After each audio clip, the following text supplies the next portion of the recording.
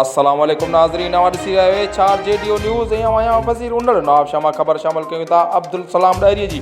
नवाब शाह में एहसास किफ़ालत तहत मिलंदड़ फ़ी औरत खे 12,000 रुपया सही नमूने सां मिली रहिया आहिनि, जॾहिं त कुझु हंधनि ते 500 रुपया कटौती करण जूं शिकायतूं मिलियूं आहिनि ऐं उहे बि प्राइवेट माण्हू आहिनि जेके उहो धंधो करे रहिया आहिनि ऐं अहिड़नि माण्हुनि खे पुलिस गिरफ़्तार कयो आहे। जॾहिं त नवाब शाह में 14 पॉइंटुनि ते एहसास किफ़ालत जा पैसा ॾिना पिया वञनि, उन्हनि में सचल सरमस कॉलेज में हलंदड़ पॉइंट ते मीडिया खे कवरेज करण जी इजाज़त न ॾिनी वई ऐं उते औरतुनि जी वॾी रश आहे। जॾहिं त ladies police sub inspector Maryam बुर्ट जे अॻुवाणी में औरतुनि खे डिसिप्लिन सां विहारे उन्हनि जी मदद कई पई वञे, जॾहिं त डिप्टी कमिश्नर शहीद बेनज़ीराबाद पारां नवाब शाह शहर जे 43 वार्डनि जे 11,000 ज़रूरतमंदनि खे राशन जा बैग तक़सीम कया विया आहिनि। उन में नवाब शाह शहर जे हिकु NGO भरपूर सहकार कयो आहे, जॾहिं त ज़रूरतमंद तमामु घणा हुजण करे नवाब शाह जे मुख़्तलिफ़ वार्डनि जा शहरी अदीब मज़दूर फ़नकार दाहूं करे रहिया आहिनि त असांखे राशन न मिलियो आहे ऐं उहे मनपसंद माण्हुनि खे राशन ॾियण जा इल्ज़ाम हणी रहिया आहिनि। ॿिए तरफ़ नवाब शाह जे आइसोलेशन रूम्स में कोरोना वायरस जा 10 पॉज़िटिव मरीज़ दाख़िल आहिनि, जॾहिं त हिकु शकी मरीज़ पिणु दाख़िल आहे। ॿिए तरफ़ नवाब शाह में क़ाइमु थियल 2 करंतीना सेंटर में दाख़िल तबलीग जमात जे माण्हुनि जूं